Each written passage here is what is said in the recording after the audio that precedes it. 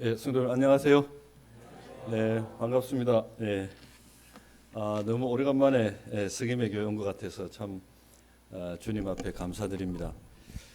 에, 오늘 주님이 허락하시는 대로 제가 성도님들과 좀 교제 나누고 싶은 것은 첫 번째 부분은 한국 교회 미래와 이주민 사역에 대한 부분이고요. 이 부분은 뭐 연제교회 내부뿐만 아니라 부울경 지역에 있는 이주민 사역을 하시는 전문 사역자들 컨퍼런스에서도 어떻게 하다 보니까 부탁을 하셔가지고 교제하게 되었고, 또 오늘 오후에 부산에 이제 한 1,800개 정도 교회가 있는데 그 교회를 이렇게 대표하는 부산 성시호 운동 본부라고 있는데요. 그 부산 성시호 운동 본부에서 내년에 부산 지역 전체 교계가 어떤 방향으로 갈 것인가 하는 미래위원회 회의가 옛날에 부전교회 있죠, 그죠? 그 부전교회가 지금 연제교회에 있는 그쪽으로 우리가 오니까 같이 따라왔어요.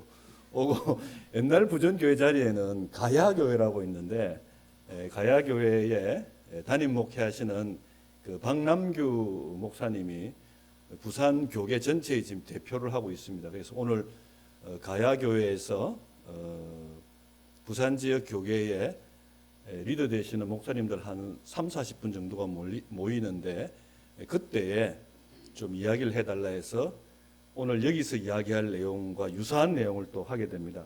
그래서 성도님들께서 오늘 좀 이렇게 들으실 때 좀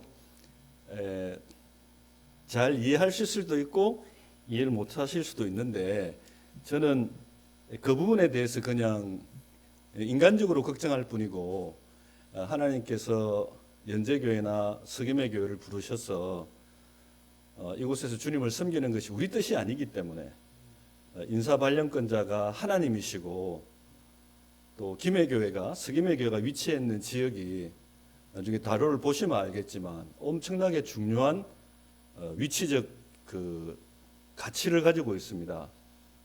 그래서 하나님께서 역대상 12장 32절에도 보면 사울 시대에서 다윗 시대로 바뀌잖아요. 근데 그때 이사갈 지파 중에서는 시세를 알고 이스라엘이 마땅히 행할 바를 아는 우두머리 200여 명이 있었는데 그들은 모든 형제들을 통솔하는 자더라 이렇게 되어 있거든요. 그래서 우리가 주님을 정말 진심으로 섬기고 또 많지않은 예배를 드릴 뿐만 아니라 우리가 가지고 있는 순수한 믿음이 또 세상 가운데서 시세를 분별하는 하나님이 경영하시는 세계 경영, 또 왕의 마음을 보의 물과 같이 움직이시는 하나님이시기 때문에 이 나라를 움직이고 이 나라를 지금 이곳까지 오게 하셨던 것은 눈에 보일 때는 위정자의 위대함, 또 위정자의 단점 이런 게 보이지만 그 위에 우리가 알지 못하는 하나님의 주권이 계시거든요. 그런 면에서 지금까지 우리를 이곳에 오게 하신 것이 만약 하나님이시라면 대한민국이 앞으로 갈 길도 하나님께서 보여주실 것이다 하는 그와 같은 관점의 영적인 관점이 필요합니다. 그것을 또 뭐 영어로 표현하면 미션 퍼스펙티브라고 이야기하는 퍼스펙티브라는 게 관점이거든요. 우리가 세상적인 관점으로 세상을 볼 거냐, 교회를 볼 거냐, 아니면 하나님의 관점으로 내 생애와 교회와 국가를 볼 것이냐, 이제 그런 것에 따라서 완전히 사람의 태도가 바뀝니다. 그래서 오늘 이 자료는 어떻게 보면 이제 그런 측면에서 부산 지역이나 부울경 지역에 경남 울산 지역에 있는 이주민 사역하시는 분들 또 교회에 리더를 하고 있는 목회자분들에게 이렇게 나누고자 하는 그와 같은 내용이다 이렇게 봐주시면 되겠습니다. 그렇게 하다 보니까 그분들한테 우선 제가 이제 어떻게 살아왔는지를 좀 소개를 해야 되잖아요. 그래서 이제 뭐 형제 자매님들이야 제가 뭐 연제교회에서 제가 83년도 구원받고 지난 42년간 한 교회에서 주님을 이제 섬겨왔는데 또 그분들은 잘 모르시기 때문에 이제 그래서 이제 제가 하나님의 뜻으로 말미암아 캠퍼스에 부름 받아서 지난 한 25년간 하나님께 주신 사명은 뭐냐면 대학 캠퍼스 일터를 결국은 하나님의 나라로, 그래서 일터 교회를 세우는 것이 사명이었습니다. 첫 번째 어떻게 보면 단계는 2002년부터 한 2012년까지 한 10년 정도였는데요. 그 기간 동안에 여기서 다 말씀드릴 수는 없지만 전혀 믿지 않는 학생들이 전혀 없던 실험실에서 실험실의 한 절반 이상이 크리스찬으로 변화되는 그런 같은 상황이 생겼고 2012년도 저 시점에서 뭐 그때 우리 모임뿐만 아니라 부산 지역에 있는 전체 교단에서 다 연구실에 오게 됐고 2012년 저 시점에 이제 몽골 선교를 시작하게 되었습니다. 선교라고 그때는 표현하지 않았고 몽골에 한국인이 세웠던 한 대학 캠퍼스에 가가지고 거기서 한 학기 동안 강의를 하게 되었는데 그때 제가 계속 거기 있을 수 없으니까 저는 일주일만 강의를 하고 나머지 한 학기를 저희 연구실에 있는 크리스찬 석박사 과정들을 둘씩 팀으로 짜서 6개 팀을 거기에 보낸 거죠.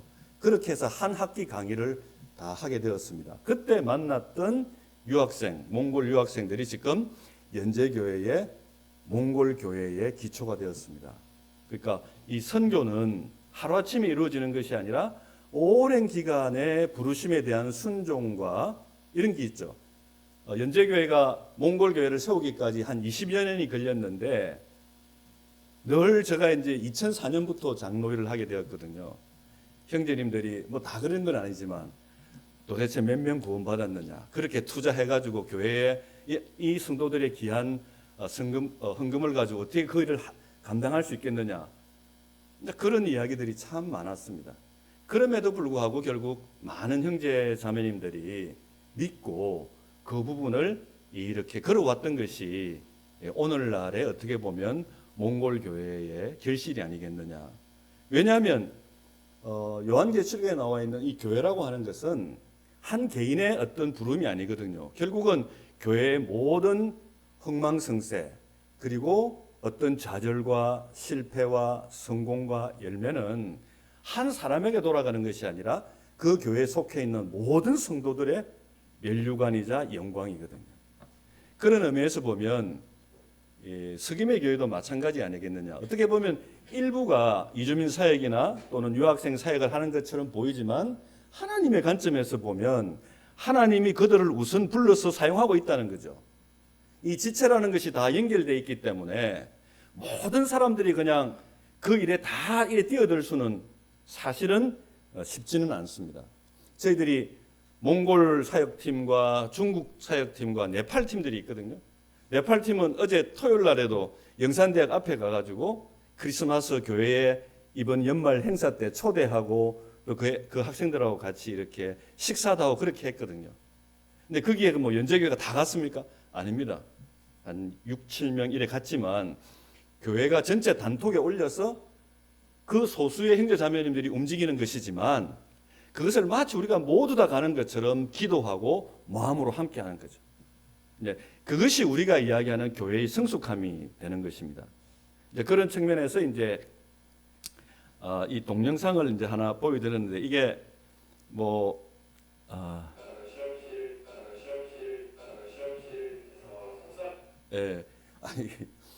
이 학생이 이제 울산 열방교회에 있는 학생인데요. 이 당시에 저희 실험실에 있으면서 제가 부산 지역에 이제 성시화 운동본부에서 하는 CLA 크리스천 리더십 아카데미라는 곳에 가서 한 7, 8년 정도 강의를 계속했습니다.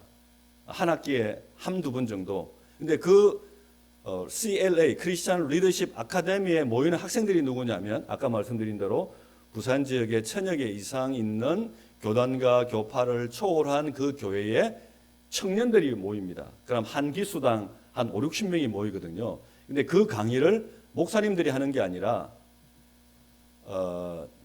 일반 이제 교회에서 이야기하는 평신도 직장을 가지고 삶의 현장에서 그분이 부산시 의회분도 있고 또 회사를 경영하는 분도 있고 저도 그런 사람의 한 사람으로서 어떻게 크리스찬으로서 사회생활 가운데서 하나님의 나라를 확장하고 복음을 전가하는 데 있어서 그 삶을 드리고 있는가라는 것에 대한 그 간증이 바로 강의 내용입니다. 이렇게 청년 형제 자매님들이 지금 앞으로 남아있는 삶의 어떤 부르심은 오늘 주일날 교회에 만찬 예배 드리는 이 순간보다도 더 많은 시간을 우리는 학교와 직장에서 보내야 됩니다.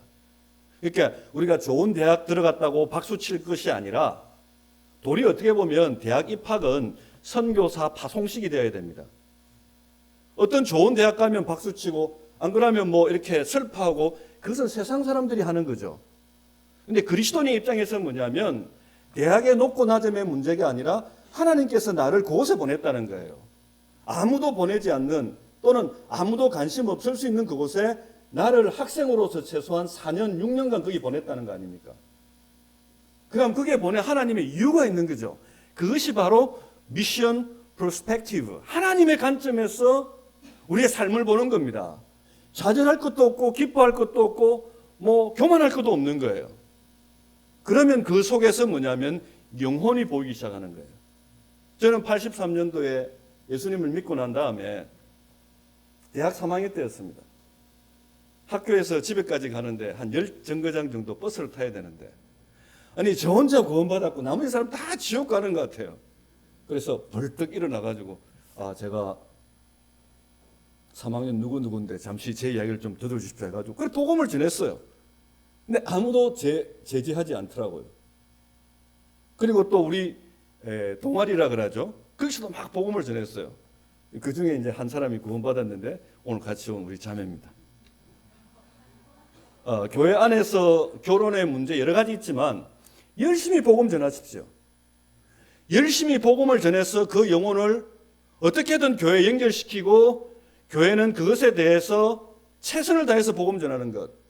연재교회는 예를 들어서 이제 어떤 형제자매가 결혼을 해야 되는데 이 상대가 구원에 대한 확신이 없는 경우가 인생을 살다 보면 생기잖아요.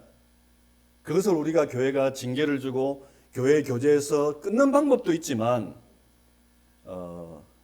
연재교회는 최근에 우리 세 사람의 장로들의 관점을 변화를 가져왔습니다. 2023년도에 10쌍이 결혼을 했는데 결혼하기 직전 그 전주까지 우리가 찾아가서 복음 교제했습니다. 성도님들께 기도해 달라 그러고 성도님들이 마음 놓고 가서 축하드릴 수 있는 그와 같은 결혼이 되기 위해서 장로들은 그 전주까지 가서 복음을 전하겠다. 부산에 있는 사람도 아니었지만 찾아가서 복음 전하고 구원의 확정이 있다는 것을 알고는 성도들에게 알렸습니다. 결혼식 이후에 침례식 하겠다. 그러니까 이번 주 열리는 그 결혼식에는 성도님들 가셔도 된다. 우리가 예단하지 않았습니다. 하나님이 하실 수 있는 최선을 다한 영혼 살리는 것에 대한 일을 한 거죠. 형제 자매님들이 대학 지금 청년들이 가서 캠퍼스 안에 크리스찬 없구나 위축되구나 나는 교회에서만 그냥 이렇게 살래 하는 것과 같은 약간 방어적인 자세가 아니라 내가 복음을 들고 있는데 아니 저 불쌍한 지옥 가야 되는 사람에 비해서 나는 지금 천국 티켓을 이미 확보하고 있는데 내가 이 세상에서 실패라는 게 있을 수 있을까? 자신감을 가지고 도전하는 것. 우리에게 있어서 실패란 없습니다. 우리는 실패해도 천국 갑니다. 이같이 좋은 너무나 명확하고 너무나 확정적인 인생이 어디 있습니까? 그런 의미에서 이 학생의 한번 간증을 들어봐 주시기 바랍니다.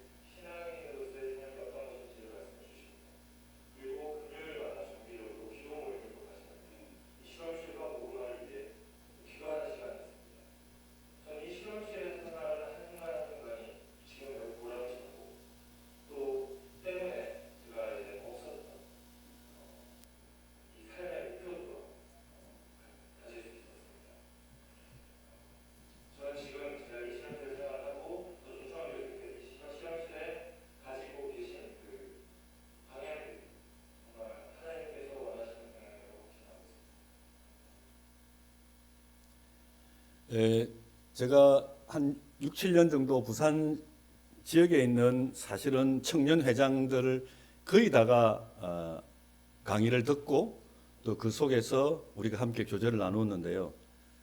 강의 한 번만 했는데도 불구하고 한 번만 해도 이제 뭡니까? 강사님이 되잖아요. 이렇게 부산 지역에 돌아다니다 보면 가끔 인사하는 청년들이 있어요. 분명히 연제교회 청년이 아닌데 이렇게 보면 장로교, 침례교, 감리교 할 게 없이 이 CLA 강의를 들었던 학생들이 와서 그렇게 인사를 합니다. 제가 그들에게 만나서 이 브레드린 교회가 어떤 교회인지 부산 지역 안에서 또 많이 하죠. 그러니까 그 과정 가운데 참 석임의 교회 같이 이렇게 편안하게 올 수 있는 교회뿐만 아니라 많은 교회에 가서 또 간증도 하고 또 그분들이 이 연제교회나 제가 브레드린이라는 걸 알매도 불구하고 전혀 교제하는데 아무런 어려움이 되지 않습니다. 아까 제가 이제 부름받은 곳이 부산대학이기 때문에 여기 부산대학에 혹시 건물 가운데 이 십자가가 있거든요. 십자가가 있는 이유는 바로 뭐냐면 이 부산대학이 1946년도에 우리 대한민국의 첫 번째 국립대학으로 세워졌는데 그 대학의 교훈이 진리, 자유, 봉사입니다. 그리고 그 초대 총장님은 1903년생이신데 일제 때 독립운동하시는 가문의 아들로 태어나가지고 너무 일본 스님들 말씀을 안 들어가지고 정학처분을 당했어요. 그래서 그 부모님들이 일하다가는 자기 자녀를 잃어버리겠다 해가지고 그 아들을 네가 그렇게 미워하는 일본을 이기려면 일본을 알아야 된다 그래가지고 일제 때 일본 동경에 있는 메이지 신학교를 보냅니다. 그리고 그것을 졸업하고 난 다음에 청교도들이 왔을 때 세웠던 대학들이 우리가 알고 있는 프린스톤, 하버드 이런 대학이거든요. 프린스톤에 있는 신학 석사 과정을 마치고 마지막에 우리 브래드린이 시작되었던 영국의 에딘버러의 에딘버러 신학교가 정통 장로교 신학교거든요. 거기서 철학 박사 학위를 받고 1932년도에 진주에 있는 옥봉동 교회라고 하는데 옛날에는 지금은 진주교회죠. 그 진주 옥봉동 교회는 언더우드 아펜젤레가 아까 말씀드린 대로 이 대전 이북에 있는 이쪽에 있는 서울을 중심으로 한 선교 사역을 했다면 부산, 경남, 울산은 호주 선교부, 특히 호주 장로교가 선교를 했습니다. 그리고 그 첫 번째 선교사가 헨리 데이빗이라고 하는 브래드린 형제님입니다. 그 부모님들은 원래 브래드린에서 구원받고 그리고 뉴질랜드로 이민 왔다가 그리고 멜버른에 정착하게 됩니다. 그래서 5명의 자녀가 있는데 4명을 선교사로 보내는데 2명을 한국으로 보내고 2명을 인도로 보냅니다. 이 역사가 부산 교계의 역사에 나와 있습니다. 나중에 2부 시간에 그걸 또 보여드리겠습니다. 자, 그런 측면에서 이 부산대학은 초대 총장님이 진주교회에서 5년 동안 목회하신 그분이 1945년도 해방되고 난 다음에 부울경 지역에 학교를 세워야 되겠다. 완전히 제로 베이스에 아무것도 없는 곳에 대학을 설립할 때 그때 초대 총장으로 유일하게 미 군정이 선택했던 분이 바로 윤인구 총장이 있습니다. 그분을 통해서 요한복음 8장 32절 진리를 알지니 진리가 너희를 자유케 하리라고 하는 그 요한복음 8장 말씀을 통해서 진리, 자유, 봉사라는 걸 가지게 되었고 첫 번째 건물이 여기 보이는 바로 이 채플입니다. 이 채플에서 2층에서 이 윤 총장님이 교수들과의 성경 공부, 학생들과의 성경 공부를 통해서 1958년도에 부산대학 앞에 있는 소정교회를 개척합니다. 이렇게 윤인구 총장님의 정체성은 보면 오늘 이 예수님을 이야기해야 되는데 윤 총장님을 이야기하기가 좀 이상하다 그죠? 근데 왜냐하면 윤인구 총장은 예수 그리스도의 제자로서 오늘날 이 시대를 살아가는 우리들 이야기를 한다 생각하시면 됩니다. 그분은 신학학자였고 철학 박사였고 초대 총장이었고 또 교육자였지만 그는 철저한 복음 전하는 전도자였습니다. 예. 그렇게 해서 지금 이제 오늘날 이 건물이 복원대가 이렇게 있거든요. 여기 보면 여기 본관 건물인데 십자가를 이렇게 휘어난 그런 건물 모습인데 들어가는 테라스 입구에 위에다가 십자가를 그려놨습니다. 이거는 의도된 구조물인데요. 모든 그때는 이 건물이 이것밖에 없었습니다. 소위 말하면 인문사에 상대할 것 없이 모두 다가 여기서 공부를 했는데요. 이 건물로 들어가는 모든 학생들이 십자가 밑을 통해서 들어가고 1958년도에 이 건물이 준공됐는데 그때 4로 태풍이 왔거든요. 그래서 이 전면 유리창이 다 깨졌습니다. 그 당시 국제신문 부산일보에서 이 가난한 나라의 국립대학에서 뭐 이렇게 값비싼 건물을 짓느냐고 이야기했습니다. 이거는 뭐냐면 그분이 가지고 있는 교육 철학이 들어가 있기 때문입니다. 죽어있는 돌멩이처럼, 차가운 돌멩이처럼 미래에 대한 희망을 잃어버린 젊은이들에게 그들이 교육에 통해서 할 수 있는 것은 뭐냐면 마치 중력을 이기고 살아있는 새처럼 올라갈 수 있는 희망을 줘야 되는데 그 희망은 하늘의 광명이 들어와야 된다. 십자가를 통한 진리와 그리고 하늘의 광명. 그래서 이 전면 유리창이 필요했던 것입니다. 그래서 이 건물을 지은 겁니다. 지금도 가보시면 이 십자가가 보이지 않습니까? 예. 예. 그렇게 해서 이제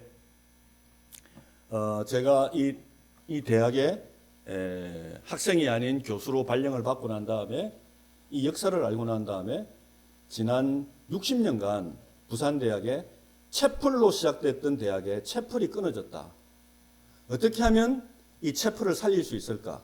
첫 번째는 제 연구실이 복음으로 회복되는 것이었고 두 번째는 대학 전체에 복음을 전할 수 있는 채플이 세워지는 것. 쉽지 않죠. 국립대학인데 얼마나 말이 많겠습니까? 저도 두렵더라고요. 그렇게 해서 2019년도부터 시작해서 처음으로 프라이데이 눈 채플이라고 하는 매주 금요일 점심시간에 60-70명의 유학생들과 학생들과 교직원이 모여서 시작되는 그 채플을 시작했습니다.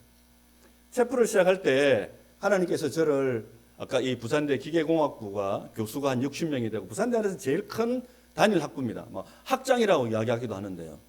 60명의 교수가 있고 1,500명의 학생이 있고 대학원생이 300명이 있고 직원들만 30명입니다. 그래서 그 직원들 가운데 그동안 한 20여 년 정도 이 학교에 있으면서 함께 울고 웃었던 직원들을 그중에서도 특히 크리스찬 직원들을 모으기 시작했습니다. 그때 처음으로 이제 가족 송년회를 했습니다. 직원들과 가족들 다 데려오라 해가지고 그렇게 해서 크리스찬 교수들을 설득을 했죠. 우리 대학의 역사가 어떤데 우리가 이렇게 살아갈 수 있느냐. 우리 한번 대학 안에 국립대학이지만 우리 한번 체프를 해보자. 그때 이제 함께 있던 구배 교수들이라든지 직원들이 막 두려워하는 거예요. 제가 뭐라 했겠습니까? 저도 두려운데 우리 두려운데 하지 말자. 이렇게 해야 되겠습니까? 뭐가 두렵냐. 문제 되면 사표 내면 될까 아이가. 직을 걸고 하자. 우리가 먹고 살기 위한 돈을 버는 생계가 중심이라면 우리가 두려워하지만 하나님의 부르심이 만약 먼저라면 우리가 두려워할 필요 없다. 그래서 우리를 여기 부른 거 아니냐. 제가 그때 왜 그런 말 했는지 모르겠어요. 어떨 때는 사람이 할 수 없는 그 선을 넘어서 말할 때가 있어요. 예. 안 좋은 쪽으로 막 남편과 아내가 부부가 생활하다 보면 안 좋은 쪽으로 선을 넘을 때도 있잖아요. 당신이 그럴 수가 있어요. 막 이러면서 그러다 보면 안 좋은 쪽으로 선을 넘어요. 그럼 우리 헤어질까? 뭐 이래야 되잖아요. 그건 절대 그러면 안 됩니다. 이게 육신의 소욕이거든요. 우리 영적인 소욕으로 넘어가면 영적으로 생활하게 되면 어려움이 닥쳐도 남편이 실직을 해도 여보 걱정하지 마세요. 하나님께서 새로운 길을 열어주실 겁니다. 이런 말이 나와야 멋진 자매님인데 참말로 네, 이제 그렇게 해서 이제 이 FNC를 시작하게 되었고 코로나 시대 때 처음으로 이렇게 모이게 되었습니다. 지난 5년간 이 일을 해오면서 매주마다 이렇게 영적인 주제를 가지고 마치 학생들이 우리가 이야기하는 엠마오 성경 가정의 기본 교리, 우리가 그걸 이제 조직 신학이라고 신학에서는 이야기를 하지만 아까 구원론부터 시작해가지고 그 다시 오시는 주님의 날까지 그 모든 주제들 이렇게 합니다. 여기에는 이제 우리가 한국어와 영어를 동시에 합니다. 한국어하고 영어하고 한국어하고 영어하고 계속 그렇게 합니다. 왜냐 유학생들이 있기 때문에 그렇게 해서 이것은 하나님께서 좋은 일꾼을 보내주셨는데요. 최원호 목사님이라고 이분은 부산에 있는 성시화가 대규모 해외 빌리그레아 집회라든지 할 때 동시 통역하신 분입니다. 그런데 이분이 어느 날 사명을 받고 부산대학 앞에 유학생 교회 개척을 하겠다고 교회를 개척하신 거예요. 제가 그 소문을 듣고 집사람하고 같이 2번이나 찾아가 봤습니다. 너무 좋은 거예요.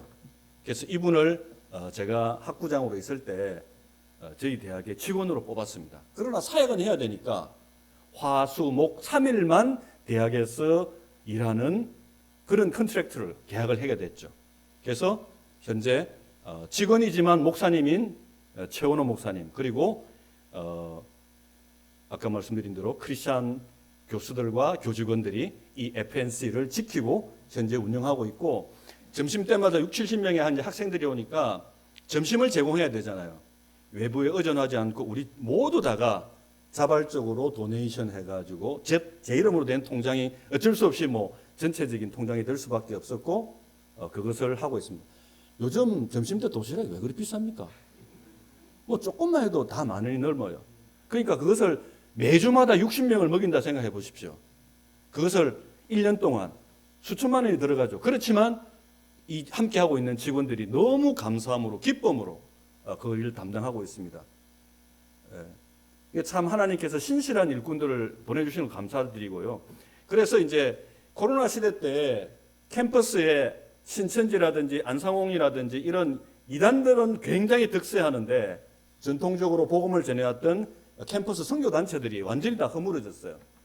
그래서 저희들은 이 FNC를 캠퍼스 선교단체들이 다시 부흥하는 선교의 플랫폼으로 활용해달라. 그래서 최근에는 내비게이터, CCC, IBF, SFC 모든 선교단체들이 이렇게 내비게이터 이름으로 모이면 학생들이 안 모여요.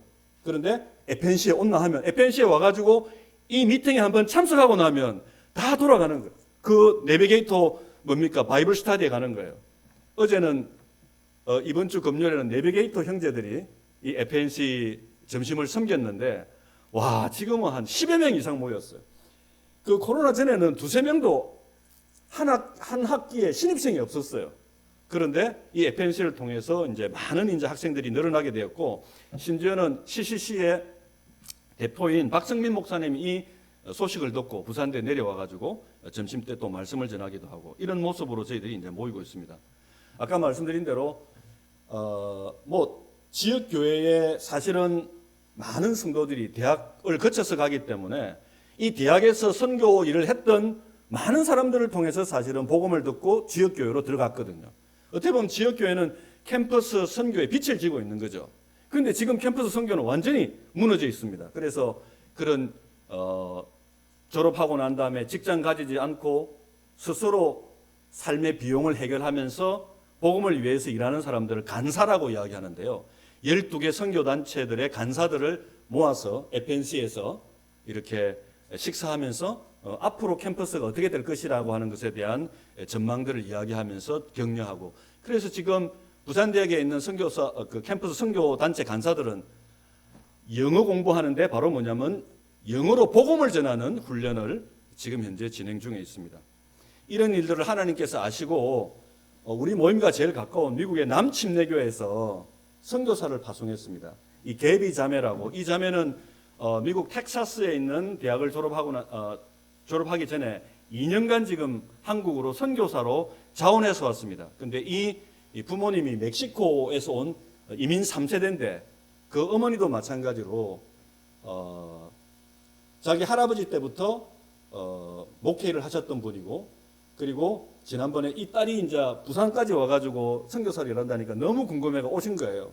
그래서 FNC로도 간증하고 연제교회도 와가지고 간증하는 그런 기회를 가졌습니다. 저는 이제 이 과정을 통해서 느끼는 것은 한 사람이다. 제가 최근에 부산에 한 1,000명 정도 모이는 교회, 한 500명이 청년인 교회, 함께하는 교회가 있는데요. 그 교회 목회하시는 분은 황동환 목사님이시고, 성도님들이 잘 아실지 모르겠지만 70년대, 80년대 부산의 서부교회를 비롯한 주일학교가 1,000명 이상 넘어가는 그 역사가 10대의 벗이라고 하는 그 역사를 통해서 이루어졌는데, 그 10대의 벗을 지금 40년째 운영하고 있는 분이십니다. 그 교회에서 주일 오후에 청년들을 위한 집회가 있는데 저보고 자주 갔죠 그동안. 근데 이제 이런 유학생 사역에 가해서 또 해달라 그래가 일요일날 주일날 마치고 가가지고 8시에 집회를 시작했는데 11시 반까지 했습니다. 왜 가정이냐? 그 교회는 다준 학교라고 했습니다. 다음 세대를 준비하는 학교. 청년들이 한 기수가 그 교회 안에 기수들이 한 40명 정도가 주일 오후가 되면 여행용 가방 큰 짐을 들고 교회로 들어옵니다. 일주일 동안 교회에서 묵고 자고 하면서 직장 갔다가 저녁에 교회로 바로 와가지고 교회 그 3, 4층에 게스트룸 숙소가 다 되어 있어요. 거기서 일주일 동안 외부 강사를 통해서 또 황동환 목사님을 통해서 소위 말하면 이 복음에 대한 강의를 듣거든요. 첫 번째 강사가 바로 저였습니다. 그래서 유학생 선교, 이주민 선교 어떻게 해야 되느냐 제가 물었을 때 그러는 거예요. 뭐 전문가 아무 필요 없다. 이미 하나님께서 너희들 가운데 이미 외국인 유학생들 다 보내줬다. 한번 생각해봐라. 오늘이라도 당장 나갔을 때 만날 수 있는 주변에 가장 가까운 유학생들 리스트 한번 해보라고. 안 보내준 게 아니라고. 그래서 즉시 그 자리에서 작성하고는 그걸 다 취합해서 교회가 기도해봐라. 이렇게 명단이 다 나오는 거예요. 그리고 교회가 함께 기도하면서 제가 강의를 끝내고 왔는데 2주 이후에 보니까 사진을 보내주는데 보니까 학생들이 한 4, 5명이 소그룹을 해가지고 유학생 초대해가지고 막 지금 사귐을 하고 있는 거예요. 야, 이거는 되는 거다. 지금 우리 몽골 교회가 그렇거든요. 네팔 교회가 그렇거든요. 소그룹의 형제 자매님들이 영산대학 앞에 가든 어떻게 하든 와가지고 그들을 영접하고 하면서 결국 계속해서 커지는 거거든요. 한 사람이 중요한 거예요. 이번에 제 연구실에 이 홍덕이라고 하는 베트남 학생들이 이렇게 왔습니다. 한 명이 왔어요. 보통 학교에 있는 선생님들이 학생이 이렇게 온다고 해서 공항에 잘 안 나가죠. 근데 저는 나갑니다. 집사람하고 같이 나갔습니다. 왜 나갔을까요? 제가 홍덕한테 물어봅니다. 네 여기 하노이에서 올라가려면 새벽 1시 내지 12시에 출발해가지고 김해공항에 7시 도착하거든요. 떠날 때 하노이 공항에 누가 같이 나왔노? 이래 물었어요. 그러니까 몇 명이 나왔겠습니까? 네? 무려 28명이 나왔어요. 아버지, 형제, 오촌에 그리고 자기 사촌들 다 나온 거예요. 그리고 아까 얘기한 대로 초, 중, 고등학생들, 자기 어린 사촌들만 찍은 사진이 14~15명이 됩니다. 유학생 한 명은 유학생 한 명이 아니라 마치 고구마 줄기처럼 거기에 달려있는 식구가 수백 명이 될 수 있습니다. 유학생을 한 사람으로 보지 마십시오. 유학생 한 사람이 석임의 교회에 들어오는 순간 그때부터는 앞으로 수백 명의 어떻게 보면 복음을 전할 수 있는 네트워크가 연결되는 것이죠. 예. 그러니까 그 학생을 아침에 공항에서 만나가지고 학교에 이제 기숙사 넣어줘야 되니까 학교 앞에서 아침을 먹고 이제 쭉 걸어 올라가다가 아까 말씀드린 대로 초대 총장님이 지으신 이 건물 앞에 서가지고 부산대 역사를 이야기해 주면서 벌써 그때부터 복음이 들어가기 시작하는 겁니다. 네가 지금 목사님이 세우신 대학에 지금 네가 들어온 거다. 네가 지금 복음에서부터 벗어날 수 없다. 이 이야기를 하는 거예요. 예. 우리는 다 복음의 역사 가운데 살아가고 있습니다.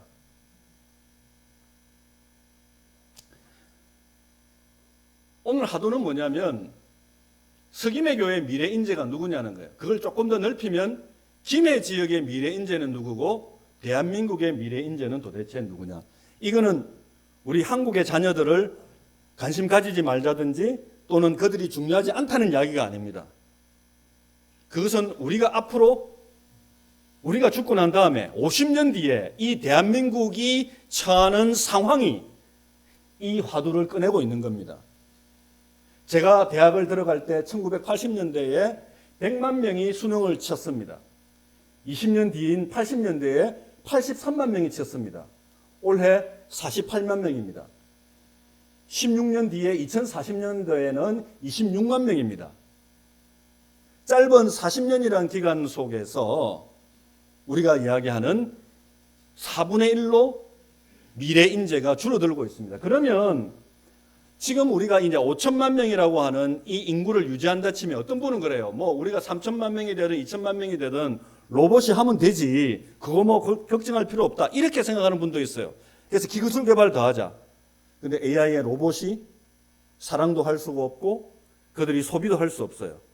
인간이 할 수 있는 일을 대신해 주기는 하지만 하나님께서 로봇을 만들지 않고 인간을 만드셨듯이 우리의 다음 세대는 뭔가 일에 대해서는 우리로 하여금 풍요로운 삶을 위한 로봇은 필요할지 몰라도 사람이 필요 없는 시대는 있을 수 없는 것이죠. 그렇다면 우리가 약 이 5천만 명 정도를 유지하려면 이 40만 명 정도가 필요로 한데 이 부족한 부분을 어떻게 할 것인가? 예수님께서 마태복음, 마가복음, 누가복음을 통해서 베드로에 그렇게 얘기했습니다. 너는 베드로라. 내가 장차 사람 낚는 어부가 되게 하리라. 사람 낚는 어부라고 하는 것이 뭘? 그게 이 베드로에게만 이야기한 것일까요? 그거는 우리 모두 다에게 이야기했습니다. 우리가 주님 앞에서 사회생활하고 또 교회생활하고 부부가 함께 이와 같은 이풍진 세상 속에 살아가는 것은 하나님께서 사람 낚는 어부라고 하는 이 세상의 의장 가운데 우리를 보내신 것입니다. 그런데 아까 갈릴리 바닷가에서 그 평생토록 그 작은 동네에서 살았던 그들에게 모든 족속으로 제자를 삼아, 이 모든 족속이라는 게 영어로 얘기하면 all nations거든. 모든 민족으로 제자를 삼아라. 지금 이게 우리나라 대학들이 걸고 있는 캐치플레이드입니다. 글로벌 인재 양성. 예수님은 2000년 전에 제자들에게 글로벌 인재를 제자화하라는 거예요. 갈릴리 바닷가에서 어부들에게 모든 민족으로 한국 사람, 유럽 사람 할 것 없이 이게 그들에게 이해되지 않는 표현이었습니다. 그런데 그 이해되지 않는 표현이 오늘날 우리들에게는 너무나 명확하게 이해됩니다. 자, 여기에 두 가지 이제 보석인데요. 하나는 다이아몬드죠. 이거는 이 다이아몬드는 이미 가공을 해가지고 모든 사람이 수백만 불을 지불하고 사고 싶어하는 가치를 지닌 다이아몬드예요.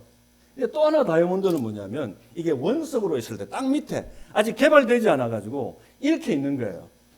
사람은 두 가지 종류가 있습니다. 하나는 완전히 개발되어서 모든 시장에서 저 사람을 가져가야 되겠다고 생각하는 사람. 저는 이게 한국인이라 생각합니다.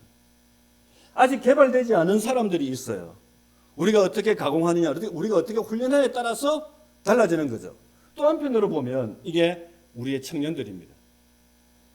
우리가 어떤 관점으로 미션 프로스펙티브 하나님의 관점으로 우리의 인생을 봤을 때 우리가 어떻게 될 것이냐 하는 거예요.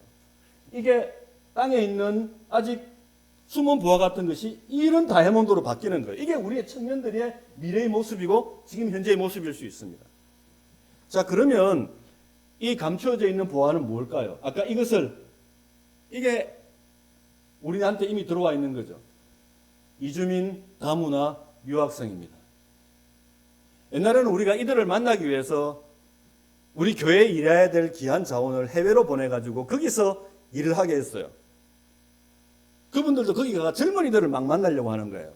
근데 지금은 우리가 보내는 선교도 해야 되지만 하나님께서 그동안 우리들에게 너무나 엄청난 우리 대한민국의 환경을 바꿔주셨어요.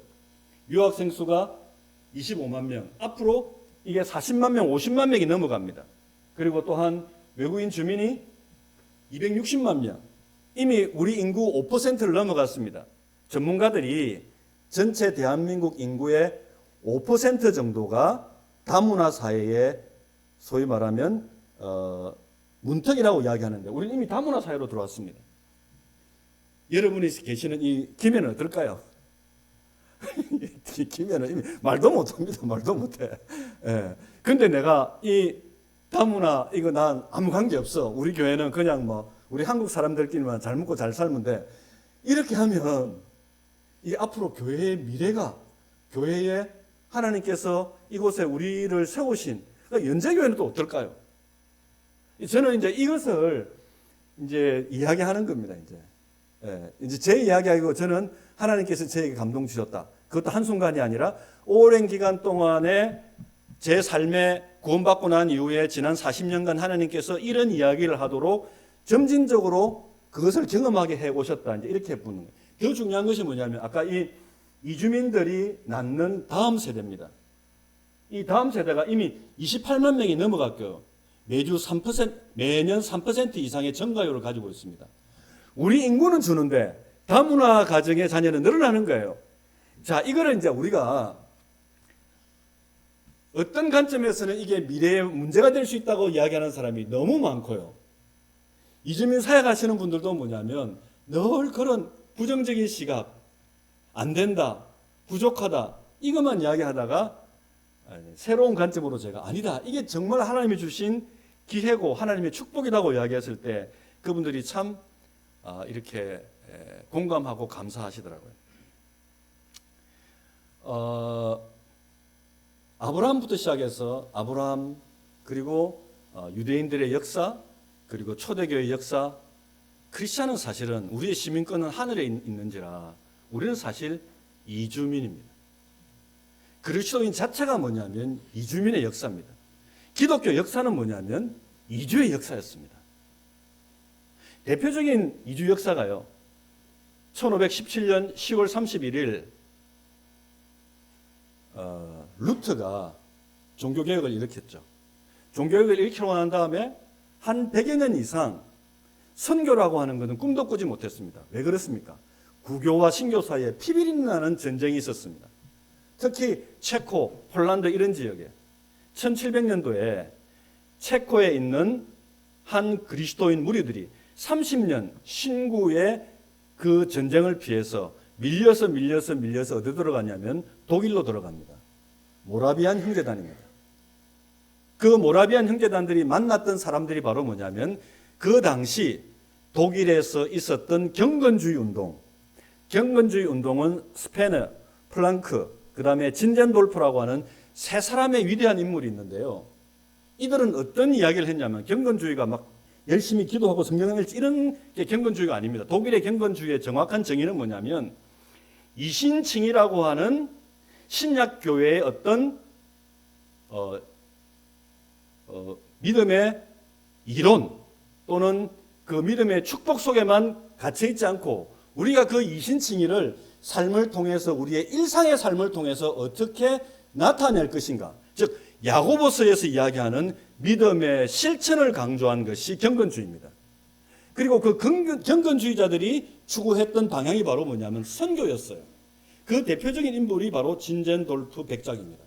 진젠돌프 백작이 독일의 작센주에 있었는데 모라비안 형제들이 들어온 거예요. 이거를 물리칠 거냐, 정착하게 할 거냐. 진젠돌프 형제가 자기의 영지를 그 모라비안 형제들을 위해서 내어줍니다. 그것이 계기가 되어가지고 모라비안 형제들이 근세기에 12명 가운데 1명의 선교사를 내보내는 17세기, 18세기까지 무려 3,000명의 선교사를 남아프리카를 비롯한 북미, 남미 전 세계에 인도까지 선교를 내보내는 아름다운 형제 공동체의 그 대표적인 단체가 모라비안 형제들입니다. 우리가 모라비안 형제들을 또한 브레드린의 어떻게 보면 한 계열로 보고 있습니다. 그렇다면 이 마태복음 28장에 나와 있는 그러므로 너희는 가서 모든 족속으로 제자를 삼아 아버지와 아들과 성령의 이름으로 세례를 주고 내가 내게 분부한 모든 것을 가르쳐 지키게 하라고 하는 것은 민족적 확산이죠. 사도행전 1장 8장에서 오직 성령이 너희에게 임하시면 너희가 권능을 받고 예루살렘과 온 유대와 사마리아와 땅끝까지 이르러 내 증인이 되리라. 이 공간적 확산입니다. 민족적으로도 확산이 되고 공간적으로 확산이 될 때 주님이 오신다는 거죠. 그리고 그 선교의 마지막은 요한계시록 7장에 나와 있는 것처럼 어린 양의 혼인잔치가 될 겁니다. 각 나라와 족속과 백성과 방언에서 아무라도 셀 수 없는 큰 무리가 흰 옷을 입고 나온다고 되어 있죠. 오늘날 대한민국에는 전 세계 200여 국가에서 25만 명의 젊은이들이, 아니 근로자까지 합치면 250만 명의 사람들이 이 땅으로 몰려오고 있습니다. 이 글로벌 이주 현상 중에 대표적인 특별한 현상이 바로 뭐냐면 현재 글로벌 이주 현상에 동남아시아, 특히 아시아 지역으로 집중되고 있는데 과거에 일본, 대만이 아니라 최근에는 한국으로 많은 이주 현상, 특히 젊은이들이 오고 싶어 한다는 것이죠. 그런 의미에서 보면 우리가 이 하나님의 선교라고 하는 측면에서 보면 요한복음 17장에 나와 있는 것처럼 아버지께서 예수 그리스도를 세상에 보내신 것처럼 예수님은 우리를 세상에 보낸다고 하셨습니다.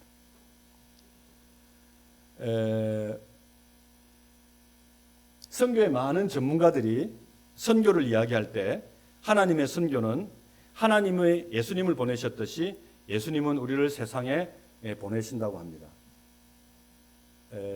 이 보시가 지었던 변화하는 선교라는 책에 보면 선교는 변화하는 세상에서 변하지 않는 복음을 확장하는 역사인데 이 복음의 확장에 있어서는 반드시 하나님이 사용하시는 모델 개인이나 교회나 국가가 있다는 거예요.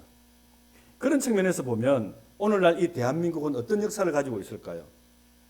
아까 부산대학 역사를 이야기할 때 해방 이후 1945년 해방을 맞고 난 다음에 지난 근세 75년 동안 대한민국은 한국 동란을 겪으면서 어떤 변화를 겪어왔습니까? 저는 도저히 이것이 어떤 인간이 했다고 할 수 없는 거예요. 세계 무역 8위 국가, 전 세계 12국의 강국으로 올라갔습니다. 이렇게 올라온 것이 만약 어떤 사람, 한 사람, 두 사람의 어떤 헌신과 역사에서 왔다면 그 한두 사람에 의해서 대한민국이 무너질 수 있겠죠. 이 대한민국이 이기까지 온 것이 하나님입니까? 사람입니까? 물론 사람이 수고했고 사람이 거기에 헌신한 건 사실입니다. 그렇지만 그 통치권자가 하나님이시라면 대한민국이 오늘날 쉽게 무너지지 않습니다. 그것이 우리가 이야기하는 미션 퍼스펙티브입니다. 부산에 있는 유엔 묘지에는 당시 한국 전쟁에 170만 명의 전 세계 30여 개국의 전쟁 참전국에서 왔습니다. 그리고 4만 명이 전사했는데요. 그 중에 3만 7천 명이 미군이 죽었습니다.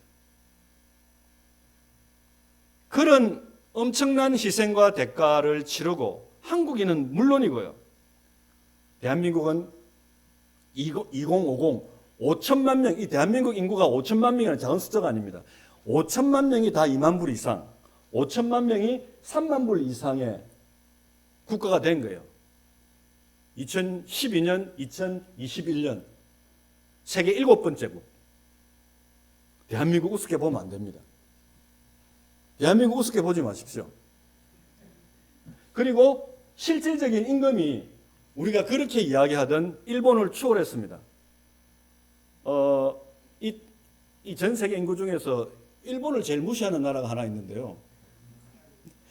그리고 엄청난 그 대국인 중국을 또 무시하는 나라가 또 한 나라가 있어요. 예. 이게 그 DNA가 좀 특별해요. 그리고 세계에서 가장 강력한 나라 순위에 2022년도에 우리 대한민국이 일본을 제끼는 거는 우리가 어느 정도 이해를 하는데 프랑스를 제끼고 6위가 되었어요. 이 유럽 사람들이 놀라는 겁니다. 여러분 세계 1위에서부터 6위까지는 순위가 안 바뀝니다. 예? 미국, 영국, 프랑스, 독일 이 사람들은 복음이 일찍 들어가서 민주주의나 소위 말하면 민주적 자본주의 체제가 거의 1000년 이상을 해온 나라예요. 일본을 한국이 이기는 거는 유럽 사람들이 이해가 되는데 한국이 프랑스를 제낀다는 거는 이거는 가히 충격적인 일입니다. 하나님께서 왜 일을 하셨죠? 왜 한국을 여러분들이 정말 주님을 잘 순종하고 여러분들이 정말 삶도 제대로 살고 너무 하나님이 예뻐서 지금 일을 하셨나요? 이 이유가 뭐죠? 이것을 우리가 이야기하는 미션 퍼스펙티브. 하나님의 관점에서, 선교적 관점에서 우리 개인과 교회와 국가를 보는 것입니다.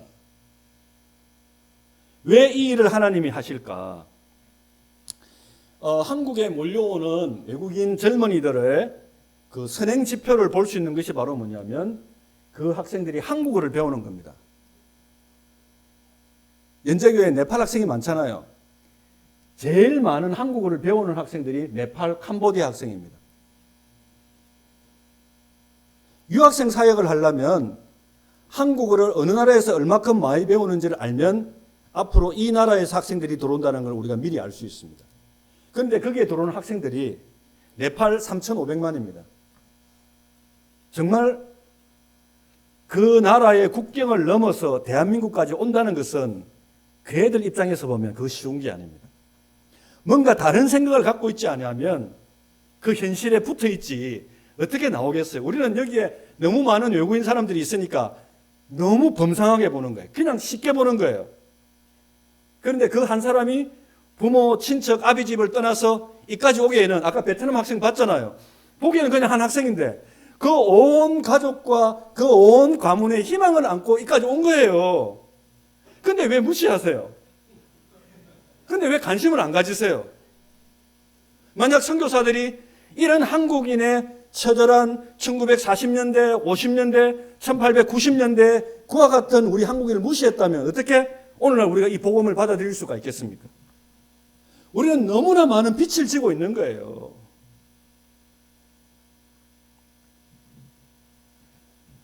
네팔 학생들이 끊임없이 이곳에 오는 데는 이주에는 여러 가지 동기가 있는데요.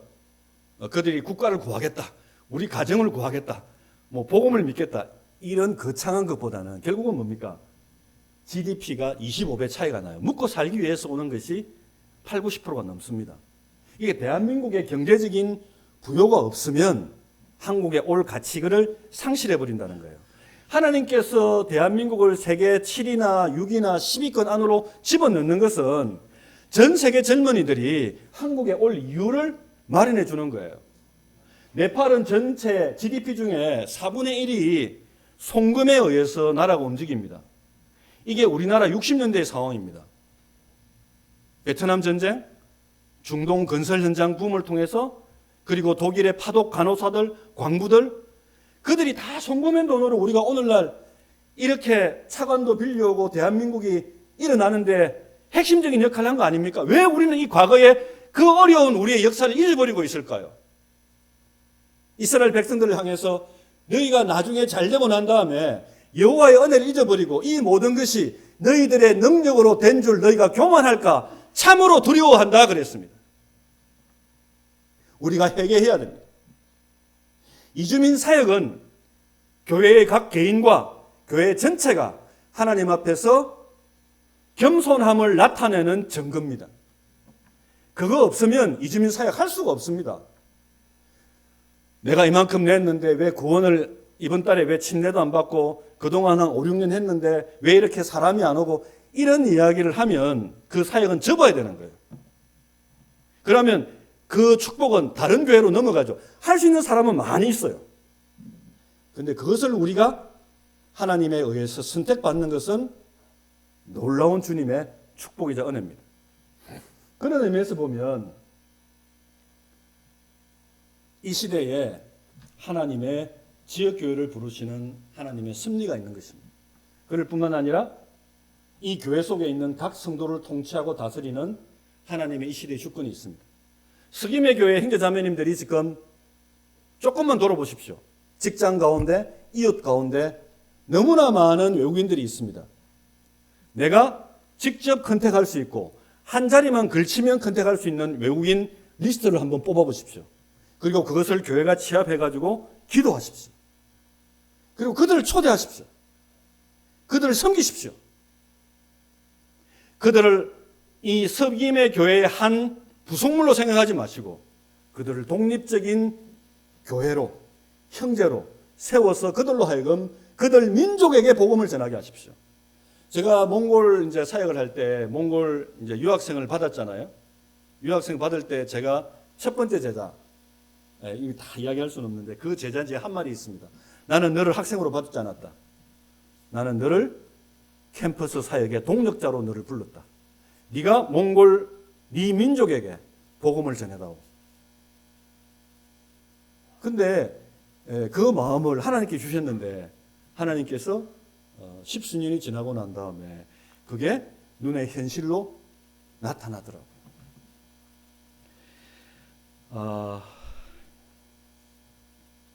이 이제 대한민국의 선교 역사가 우리가 참 어렵고 힘든 1970년대부터 시작됐는데 현재 거의 선교 국가가 우리가 늘어나고 있지 않습니다. 선교사 숫자도 2010년대 이후로 정체 수준입니다. 선교 국가나 선교사 숫자는 늘어나지 않음에도 불구하고 현재 181개 국가에서 수십만 명의 유학생들이 역으로 한국으로 들어오고 있습니다. 이게 이제 우리가 시대의 대전환입니다. 시대의 대전환이 일어난 거죠. 그리고 아까 우리가 이 선교사를 보냈던 국가와 학생들이 들어오는 국가는 우리가 얘기하는 포트폴리오가 좀 다릅니다. 이 학생들은 우리가 선교사를 발송할 수 없는 이슬람 국가 10/40창에 있는 국가들이 유학생들을 보내고 있습니다. 우리가 선교사 보내가지고 그렇게 압력해가지고 복음을 전하려고 하는 그 국가의 젊은이들이 자기 돈 내고 지금 우리 앞마당에 와 있다니까요. 이 기회를 놓쳐야 되겠습니까 지금? 이게 정말 우리가 좀 이게 깨어 기도해야 될 일. 아침마다 일어나서 뭐 하십니까? 뭘 위해 기도합니까? 내 자식 잘 되게 해주십시오. 내 교회 잘 되게 해주십시오. 이 기도에 머물러 있으면 안 됩니다. 하나님 나라의 하나님의 마음을 우리가 받아들여서 하나님 나라의 확장을 위해서 우리가 기도해야 되는 거죠. 그래서 뭐냐면 선교사가 발송할 수 없는 국가에서 지금 들어왔고요. M1 선교라는 건 뭐냐면 우리가 이상한 형제님 중국에 파송했을 때 이상한 형제님이 중국 사람들에게 복음을 전했다기보다는 중국에 있는 조선족한테 복음을 전했거든요. 그걸 M1 선교로 합니다. 지금 우리 유학생들은 뭐냐면 아까 이란, 파키스탄 들어오잖아요. 그 학생이 구원받으면 파키스탄, 이란 사람한테 복음을 전하는 거예요. M1 선교예요. M1 선교. 우리 국내 여러분들이 언어 다 배워가 선교하려 그것도 좋은 거죠.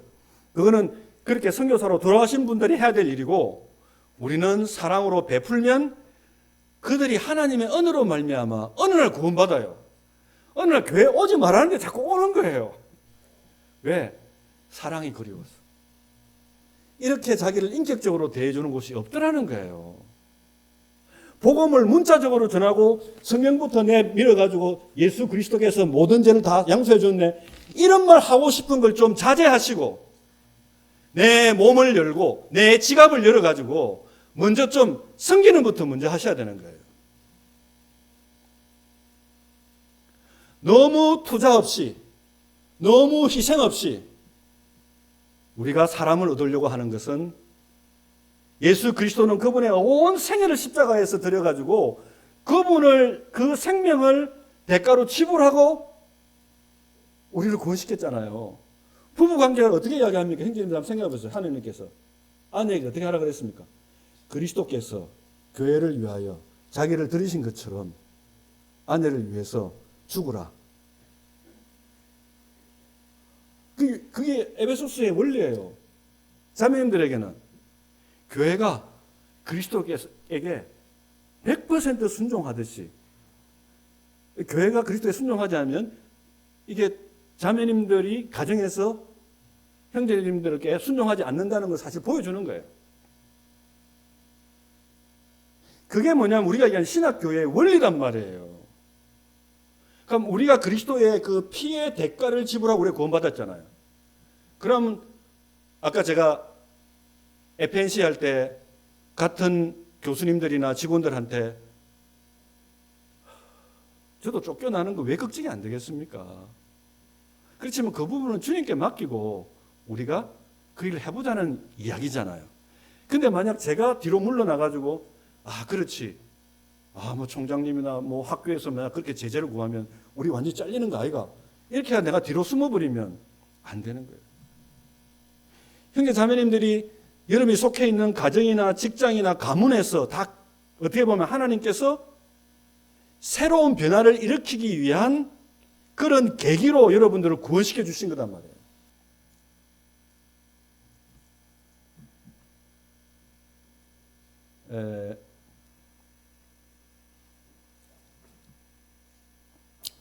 이 대한민국의 이제 인구 패러다임의 전환을 보면 전 세계는 80억에서 100억으로 늘어나고 있는데 유독 대한민국은 급격한 인구 감소를 경험하고 있습니다.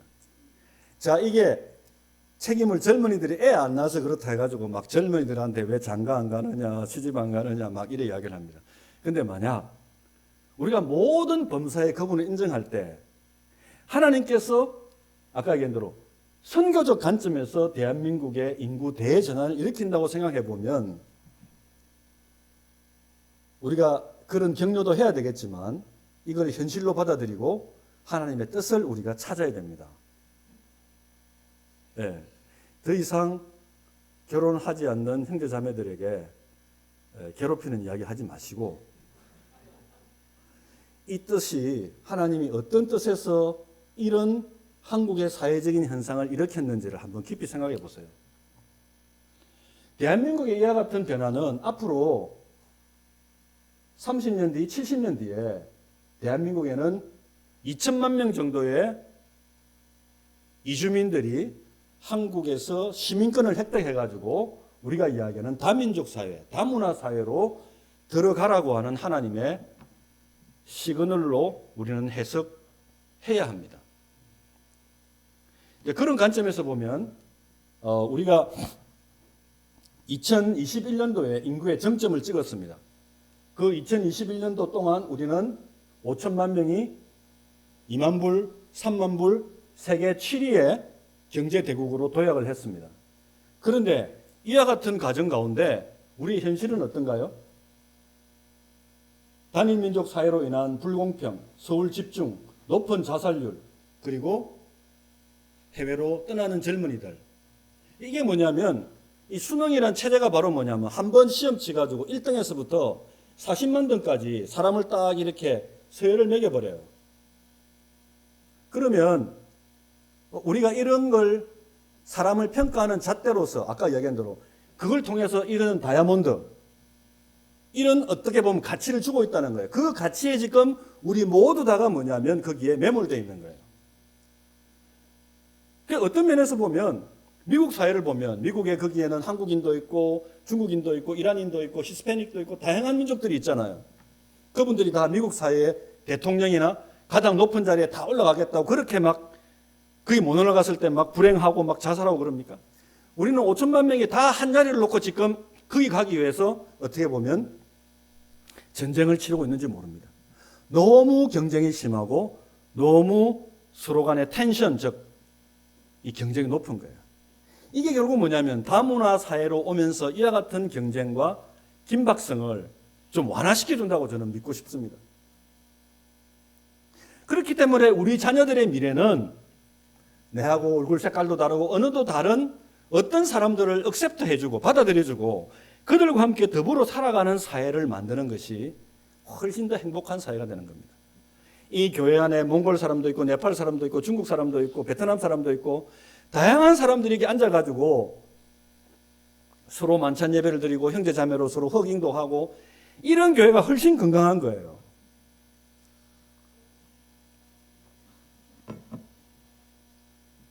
이제 그런 측면에서 봤을 때 아까 이 인구 급감의 문제 그렇다면 한국으로 계속 미래 인재들이 와야 된다 하면 아까 5천만 명이란 이 경제적 우위를 점하기 위해서는 2070년대는 1,000만 명, 2090년대는 2천만 명의 결국은 인구가 대한민국에 들어올 수밖에 없습니다. 그렇기 때문에 결국 앞으로 다문화는 심지어는 전체 인구의 40% 지점까지 갈 가능성이 높습니다. 그렇기 때문에 유학생의 지속적인 유입과 그리고 아까 그 이주민 중에서 한국인으로 기여하는 숫자가 늘어나고 있고요. 그 다음에 여기 보시면 이 코디 BTK 돼 있잖아요. 이 무슨 뜻이냐면 코리안 디아스포라 전 세계에 한국의 여러 가지 정치적 상황이나 안 그러면 뭐 경제적 부여를 얻기 위해서 이민 나간 사람들이 한 750만 명 되는데 그분들이 지금 현재 뭐냐면 back to Korea 다시 한국으로 들어오고 있습니다. 최근에 제하고 나이가 같은 동기들 좀 어린 또 후배들 이런 친구들이 한 30년 이상 캐나다, 미국 이런 데서 이민 생활하다가 한국으로 들어오고 있습니다. 그들이 해운대 한 달 살기 또 뭐 어디 한 달 살기 6개월 살기 하다가 최근에는 영도에 그래 많이 이주하더라고요. 영도가 지금 뭐냐면 한국인은 빠져나가는 인구 소멸 지역이거든요. 근데 그분들은 쭉 둘러보더니 야 영도 너무 좋아졌다. 하다 그것도 집을 사가지고 그거 있는 거예요. 그러니까 대한민국 사람으로 보면 대한민국이 되게 살기 힘들게 보이는데 오랫동안 해외에 있다가 들어온 사람을 보면 이게 너무 살기 좋아진 거예요. 예. 그래서 이 관점의 전환이 참 중요하다. 그래서 현재는 인구 대비 5% 이상의 거주자 외국인이 집중 거주하는 지역이 작년에 11곳에서 올해 97곳으로 늘어났습니다. 이런 지금 변화가 현실적으로 일어나고 있습니다. 여기서 보시면 이제 빨간색이 대학 졸업 인원이고 파란색이 대학 입학 정원인데 2018년을 기점으로 해가지고 우리가 키핑 포인트를 넘어갔어요. 대학 정원에 비해서 입학 정원이 엄청나게 지금 떨어지고 있습니다. 그러니까 우리가 이야기하는 입시 위주 교육에서 이제는 학생들이 마음대로 가고 싶은데 갈 수 있는 학생 중심 교육으로 바뀌고 있어요. 물론 수도권으로 더 몰려가겠죠. 수도권 가면 갈수록 더 험악한 경쟁 사회에 들어가는 겁니다. 어떻게 보면 부모님들이 그 수도권으로 학생들 보내면서 좋아할 일이 아니에요. 저는 한편으로 그런 표현합니다. 불나방에 불을 쫓아가는 것 같다. 제 표현입니다. 왜냐면 우리는 부산하고 김해 있어야 되잖아요. 우리가 지켜야 되잖아요. 그러니까 우리가 그 말 하라고 그래 빨리 가라 이러면 어찌 되겠어요 지금. 예. 이 서김의 교회가 앞으로 20년 30년 뒤에도 100명 200명으로 한국 성도님들과 외국인들이 가득 차야 되는 것이 하나님이 기뻐하시는 일이라니까요. 자, 그런 면에서 아까 이렇게 한국인은 떨어지고 있지만 지속적으로 증가하는 게 있죠. 그게 바로 모든 민족으로부터 유학생, 이주민이 대유입되고 있고 귀화가 진행되고 있고 대학 정원의 50%가 유학생으로 채워질 것이라는 거죠. 그런 면에서 이렇게 이제 인구가 감소한다고 하는 부정적인 지표만 보지 마시고 긍정적인 지표가 많다는 거예요. 제가 늘 이야기하듯이 귀화하는 한국인 수, 외국인 주민 수, 국내 출생하는 외국인 주민 자녀들이 엄청나게 늘어나고 있다고 하는 것. 예. 그래서 김해 사시면서 이거 왜 이래 우리 주변에 이렇게 외국인들이 많아졌어 뭐 이렇게 하시면 하나님 기뻐하지 않는 표현이에요. 예. 야 김해가 복 받았네. 예. 따라해 보시죠. 김해가 복 받았네. 다시 따라해 보세요. 그 중심에 스기매가 있네. 아멘입니다. 아멘입니다. 아멘. 예. 그래서 아까 제가 말씀드린 대로 자 이제 우리가 진짜 미래 인재가 누구냐는 것에 대한 심각한 고민을 해보십시오. 이런 관점을 가지고 내년 스기매 교회에 나아갈 방향을 한번 형제 자매님들이 고민해 보십시오. 이 동남권을 생각해 보면요, 한국 전체를 떠나서 부산 지역, 부산, 울산, 경남이라고 하는 이 동남권은 all nation, 모든 민족의 공동체로 성장할 수 있는 가능성이 충분합니다. 대한민국을 우리가 이야기하는 인구로 보면 우리가 한 5천만 명 되기 때문에 전 세계 29위 정도 됩니다. 부울경이 지금 옛날에 1,000만 명이었다가 한 230만 명이 줄어들어서 한 30년, 40년 전에 지금은 770만 명입니다. 그죠? 그러면 인구로 보면 이게 부울경을 국가로 따져본다면 동남권 경제 공동체, 동남권 이주민 공동체로 생각해 보면 770만 명이에요. 그 770만 명이 이 부울경 지역에 생산하는 총 생산, GDP를 생각해 보면 부울경은 대한민국이 10위권이듯이 부울경은 42위권에 들어갑니다. 47위, 45위입니다. 부울경 절대 작은 국가가 아닙니다. 이 부울경과 비슷한 나라가 핀란드, 루마니아, 체코, 뉴질랜드, 포르투갈입니다. 뉴질랜드나 포르투갈이나 체코나 루마니아는 500만 명 정도입니다. 즉 뭐냐면 500만 명 정도 가지고 있는 세계 유사한 국가와 이 부울경 지역이 동남권이 유사하다는 거예요. 그거는 뭘 의미하느냐면 이 동남권 지역이 굉장히 생산 거점으로서 자합이 많다는 걸 이야기합니다. 한국 사람들이 갈 자합이 없다고 자꾸 이야기하죠. 우리 학생들은 이미 눈이 높아가지고 이쪽 지역에 있는 업체에 대해서 관심이 없어요. 예. 그럼에도 불구하고 여기에 현대자동차나 또는 대우조선이나 삼성중공업이나 남동발전이나 카이나 두산중공업이나 LG전자나 엄청나게 좋은 회사들이 많이 있습니다. 이 부울경 지역에 있는 대표적인 LG전자는 이미 뭐냐면 글로벌 경영을 하고 있습니다. 기업체가 글로벌 경영을 하고 있는 거예요. 가전의 글로벌 탑 1입니다. 해외 생산기지만 11개를 가지고 있고 글로벌 연구소가 7개가 있습니다. 그리고 말씀드린 대로 이게 지금 LG에서 나온 자료인데요. LG는 이미 한국이 미래 세대가 없다는 걸 알아요. 그게 딱 대표적으로 내놓은 게 뭐냐. 인도 이렇게 성장하고 있고 나이지리아 이렇게 성장하고 있다는 거예요. 그러니까 LG가 지금 생각하고 있는 게 뭐냐면 한국은 유능한 해외 인재의 활용이 크게 증가할 것이므로 내수형이라는 것은 한국 사람들 이야기합니다. 내수형 지능성 R&D 인재보다는 글로벌 리더십을 갖춘 R&D 인재 육성이 필요함 이렇게 되어 있어요. 국내 학생도 마찬가지로 다문화 사회에서 글로벌 마인드를 가져야 되고요. 유학생으로 들어온 인재들도 앞으로 뭡니까? 이 지역의 핵심 산업체에 정주해가지고 대한민국 시민권을 얻고 살아갈 사람들이라는 거예요. 즉 이 서김의 교회에 앞으로 11조를 당당히 낼 성도들이 한국인 성도 외에 외국인이 더 많아질 수 있다는 겁니다. 제가 이걸 뭐냐면 부산 지역에 있는 180개 교회 목사님들한테 이야기하는 내용이에요. 한국 사람들만 보고 있으면 교회 망한다. 한국 사람과 더불어 외국인들이 앞으로 11조 내는 당당한 성도로 성장한다는 것을 잊지 말아라. 부산대학 같은 경우는 2년 전부터 해가지고 카이라든지 현대중공업에서 유학생들 면접을 따로 합니다. 왜냐하면 유학생들이 앞으로 인재라는 걸 알고 있다는 거예요. 그들을 데려갑니다.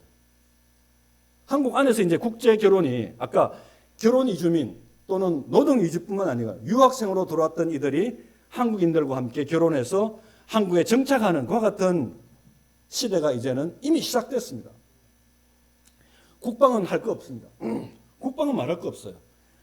한화 에어로스페이스를 비롯해서 미국의 첨단 무기를 이미 한국은 가장 빠른 패스트 팔로우로 따라잡고 있습니다. 천무를 비롯한 다양한 국방 무기들이 이 교회에서 이게 살상 무기 얘기하는데 좀 죄송합니다만은 이게 뭐냐면 북한 때문에 이게 이루어진 거예요. 우리는 북한을 원수처럼 미워할 수도 있지만 한편으로 생각해 보면 이 방위 산업을 유지시켜 준 것이 또 북한이에요. 다윗에게 있어서 다윗을 죽이려고 하는 사울이 없다면 다윗 다음이 정말 나타날 수 있었을까요? 그런 의미에서 보면 지금 군사력 5대 강국 한국이 지금 들어갑니다.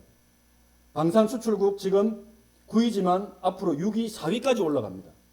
이 지금 대단한 이야기를 지금 하고 있는 거예요. 지금 여러분 안 놀라시는데 이거 깜짝 놀라야 될 일이에요, 사실은. 그 다음에 뭐냐면 국방과학기술이 9위인데 지금 6위까지 올라가는 거예요. 이 대다수의 산업이 경남에 있는 겁니다.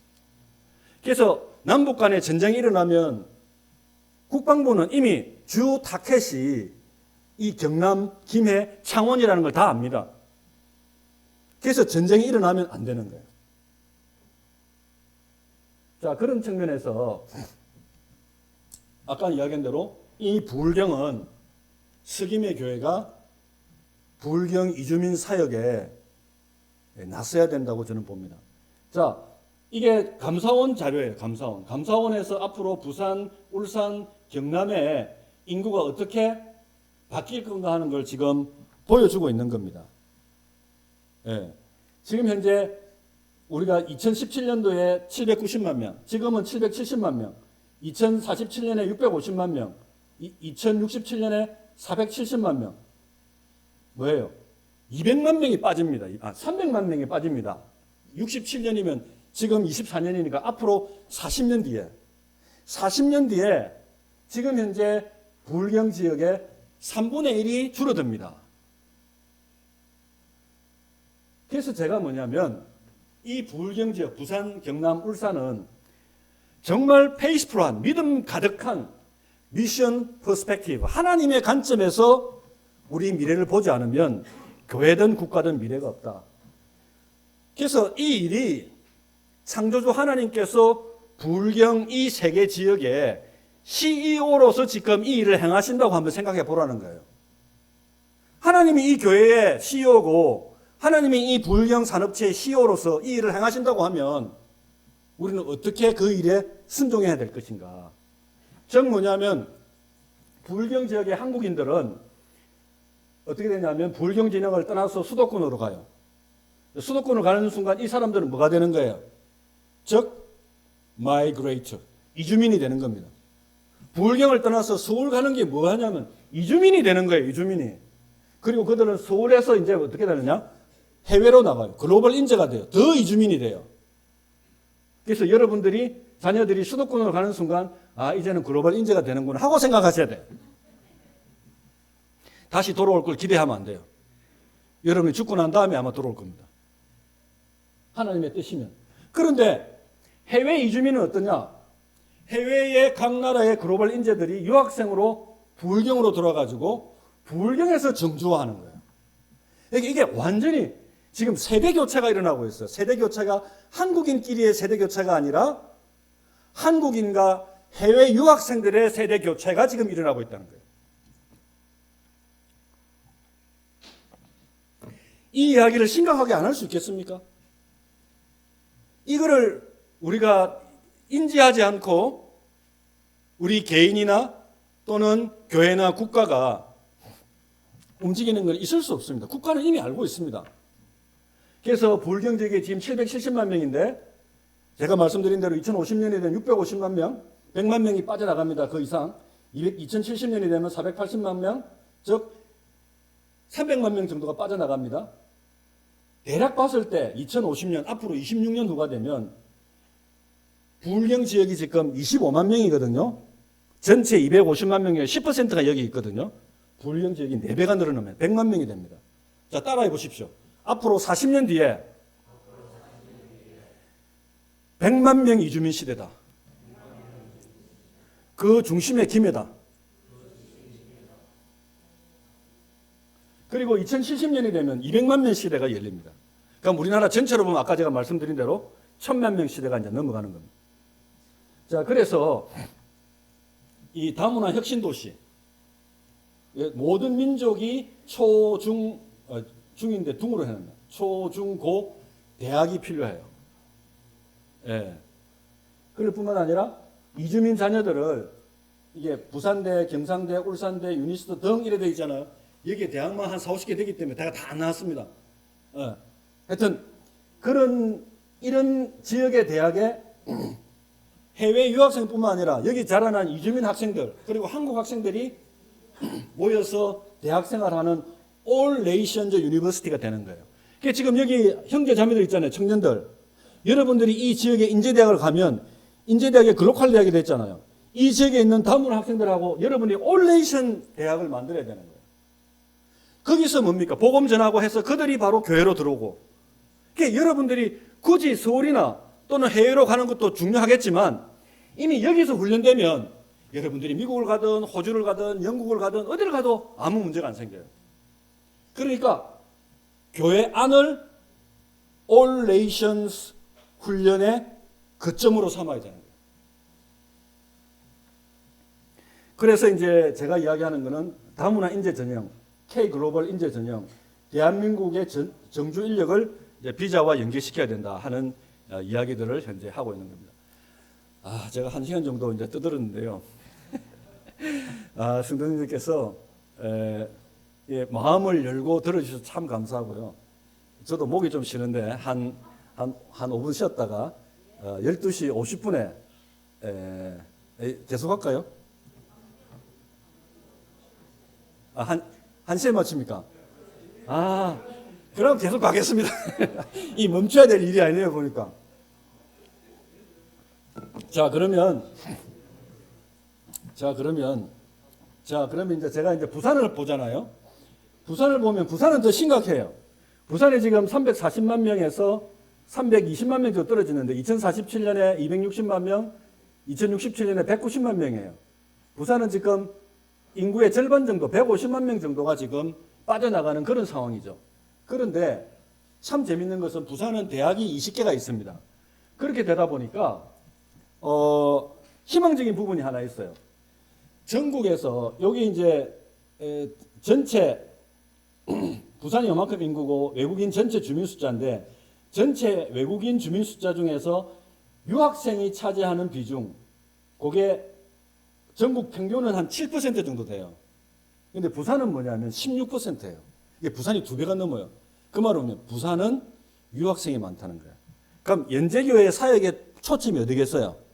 유학생으로 가는 건 너무 당연한 거예요. 그것도 10년 전부터 하나님께서 그렇게 방향을 잡아주셨다고 하는 것에 대해서 저는 감사하죠. 이렇게 이걸 우리가 할 수 있는 게 아닙니다. 이미 서임의 교회는 이미 진행되고 있습니다. 제가 볼 때는.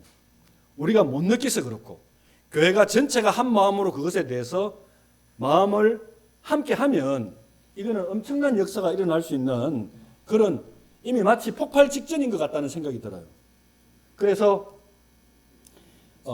부산 이제 지역의 교회들이 하는 이야기는 뭐냐면 1860개의 40만 성도가 앞으로 20, 30년 뒤에 선교 도시로 부흥될 것인가 안 그러면 몰락할 것인가 그 기로에 우리가 서 있는데 그 대표적인 예는 사도행전 13장에 나와 있는 안디옥 교회다. 거기는 바나바와 바울뿐만 아니라 니게르라는 아프리카인이거든요. 그리고 구레네 사람 구레네라는 게 앞에 있는 그 섬이잖아요. 그 다음에 루기오 여러 가지 민족들이 안디옥 교회는 다민족 교회였다는 거죠. 그렇기 때문에 세계 선교로 하나님이 사용하신 겁니다. 우리가 이 석임의 안에서 세계 선교가 가능한 시대가 왔습니다. 그런데 그 선교는 어떤 특정한 한 사람을 선교사로 내보내는 의식 구조로는 굉장히 힘듭니다. 우리 모두 다가 선교사라고 하는 관점의 변화가 선행되어야 합니다. 성도님 한번 따라해 보십시오. 나는 선교사다. 하나님께서 나 때문에 이주민을 기회로 보내셨다. 아멘. 네. 자, 그래서 이게 아까 예를 들어 초중고 다문화 학생 수준을 보면 한국 학생 계속 줄어들고 있고 다문화 학생 증가하고 있고 그 증가 추세가 상당히 빠른 속도로 올라가는 게 너무 당연하죠. 그래서 이제 쭉 이렇게 보시면 이게 증가하고 연령별로 보면 초등학생이 70%예요. 이렇게 초등학교 다문화 사역이 우리가 먼저 해야 될 일이에요. 연제교회는 지금 초등학교 다문화 사역을 하고 중고등부를 앞으로 통합해서 하려고 그러거든요. 몽골, 한국인, 중국인 다 같이 합산. 왜냐하면 언어가 되니까. 초등학생 다문화 사역한다 해서 뭐 베트남으로 해야 되고 중국어로 해야 됩니까? 아닙니다. 얘들이 지금 한국말 다 잘 알아가지고 우리 언어로 다 복음 전하면 되는 거예요. 예. 그래서 유학생하고 다른 거예요. 어떤 면에서 보면. 그리고 얘네들이 한국 사회에서 차별을 당하잖아요. 이 차별 당하는 것이 교회 안에서 사랑을 받게 될 때 우리가 얘기하는 국가가 해결할 수 없는 문제를 이 교회가 완화시키고 해결해 주는 겁니다. 우리가 아까 예를 들어 한국을 위해서 미래의 다이아몬드 같은 보석으로 성장할 수 있는 이런 이주민 자녀들을 잘못하면 잃어버릴 수도 있는 거예요. 이제 그런 측면에서 보면 경기도 교육청 같은 데 보면은 지금 다문화 학생 비율이 70%, 어떤 곳은 95%가 넘어요. 그죠? 그래서 이제 뭐 학교에 가면 어떤 한 초등학교에는 16년만 하더라도 학급당 2~3명에 불과했는데 이제는 3분의 1까지. 그래서 중국어, 베트남어, 한국어가 뒤섞여 들리는 것이 지금 그런 학급의 현실이라는 거예요. 이걸 참 안 좋게 볼 수도 있겠지만 이 하나님이 얼마나 세계 선교가 급하셨으면 이 한국을 이렇게 빨리 성장시켜가지고 막 청년들을 여기다 밀어넣겠습니까? 예. 자, 그런 면에서 보면 이게 연제교회인데요. 연제교회 이제 몽골 주일학교인데 몽골 애들이 다 한국말 잘합니다. 그래서 몽골 교회는 2명의 장로가 있는데요. 엘카 형제님, 몽골 사람이고 조성세 형제님이 장로를 맡고 있고, 그래서 이제 엘카 형제의 자매되는 한나 자매가 교사고 청년 자매 3사람이 교사를 하고 있습니다. 그리고 주일학교에는 마찬가지로 이 중국 자녀들이 있죠. 네. 그래서 지금 연제교 주일학교는 한국과 중국이 이렇게 함께 하고 있고 몽골 주일학교는 시간상 서로 다른 시간에 모이고 있습니다. 그래서 이 몽골이 처음에 한국 한 학생으로 왔다가 지금 이렇게 한 50명으로 늘어났고 그 대다수가 전부 다 뭡니까? 석박사 출신의 유학생들입니다. 그래서 이제 이 형제들이 어떤 생각 갖고 있냐면 부산에 몽골이 이제 한 유학생이 한 300명 되는데 지금 보면 한 500명 정도 이상 될 것 같아요. 그런데 이 형제들이 가지고 있는 마인드는 뭐냐면 자기들이 부산에 있는 몽골 유학생들 각 대학에 있는 유학생들 다 모아가지고 거기서 복음 전하겠다는 거예요. 그게 바로 뭐냐면 BMSS입니다. 부산 몽골리안 스튜던트 서밋이라고 하는. 그래서 이 몽골 교회가 이 일을 하고 있는 거예요. 부산에 40만 명 성도 중에 연재교육 한 250명이라 칩시다. 0. 몇 프로도 안 돼. 0.1%, 2%? 근데 몽골 유학생 250명 중에 여기 50몇 명 있으면 몇 프로입니까? 전체 10%가 모이는 교회예요. 이렇게 몽골 교회는 부산 안에서 보면 몽골인만 따지면 여기가 제일 큰 교회예요. 그게 이주민 교회가 가지는 특징입니다. 스김의 교회가 여기 김해 제일교회도 있고 뭐 다양한 교회들이 있잖아요. 인원을 보면 우리가 약화될지 몰라도 이주민 교회에 있어서는 우리가 넘버원이 될 수도 있습니다. 사람이 뭐 이주민 그 숫자가 딱 중요한 건 알지만 그런 의미를 가진다는 거예요. 그래서 이 친구들이 뭐냐면 부산대학 기계관에다가 2023년, 24년에 행사를 했는데 몽골 영사님도 오십니다. 그런데 올해 24년도에 그들의 주제는 뭐냐면 오버카머입니다. 오버카머가 뭡니까? 극복자라는 거예요. 이 형제들이 유학생으로 이주민으로 와서 이 한국 현실에서 극복해야 될 것이 너무 많더라는 거예요. 그래서 같은 어려움을 겪고 있는 유학생들을 다 모으자는 의미가 바로 이 BMSS의 캐치프레이즈입니다.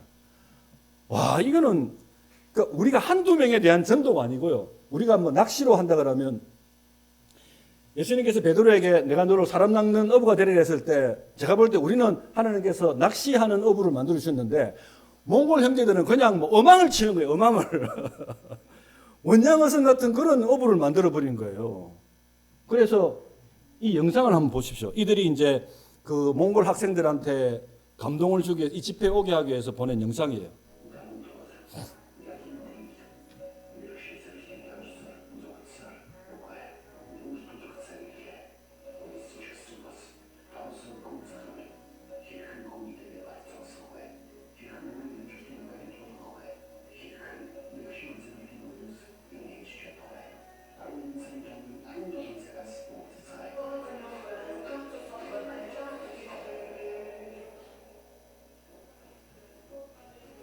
지금까지 연재교회는 어떤 집회를 하면서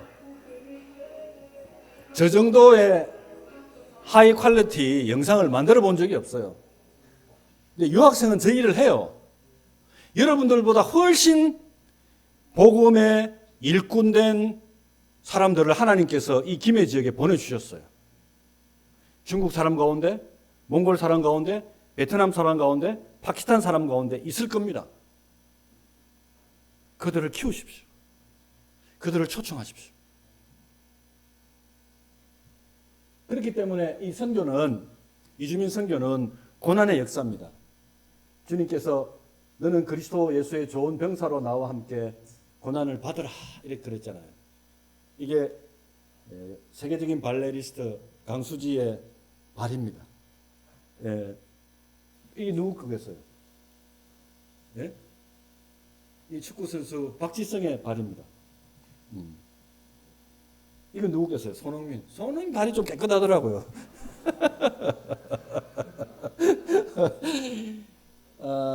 그런데 여기 보면 자세히 보면 이게 발톱 다 나갔어요. 이 사람들이 이 최고의 어떻게 보면 오기까지 겪었던 고난들 한번 생각해 보십시오. 우리가 하나님 나라의 군사로서 선교사로서 이주민 사역을 위해서 이 김해 교회로 부르주셨는데 우리가 이 고난을 안 맞겠다고 하면 그걸 불평하고 이스라엘 백성처럼 고린도서 10장에서 이스라엘 백성들이 광야 40년 동안 했던 4가지 행동이 있습니다. 첫 번째가 우상숭배입니다. 골로새서에서는 탐심은 곧 우상숭배라고 그랬습니다. 우상숭배가 뭡니까? 우상을 만들어서 내 욕구대로 하나님을 이용하려고 하는 것이 우상 아닙니까? 우상숭배였습니다. 우상숭배를 뭐 절에 가서 이렇게 부처님한테 비는 그 우상숭배가 아니라 그리스도인이 하는 우상숭배는 하나님께 순종하지 아니하고 하나님을 내 목적대로 끌어당겨 가지고 내 기도 들어주십시오 하고 하나님을 위협하는 것이 우상숭배입니다. 두 번째가 음행이었습니다. 영적인 음행입니다. 세속적인 것, 내 인생의 목표를 다 잊어버리고 내 인생의 목표를 그냥 세속화되는 것. 세 번째, 주를 시험하는 것이었습니다. 머리바 물가에서 하나님 앞에 왜 이 광야 가운데 물 주지 않고 뭘 주지 않느냐고 주님을 시험했습니다. 주님이 만나와 메추라기로 그들을 채워주셨습니다.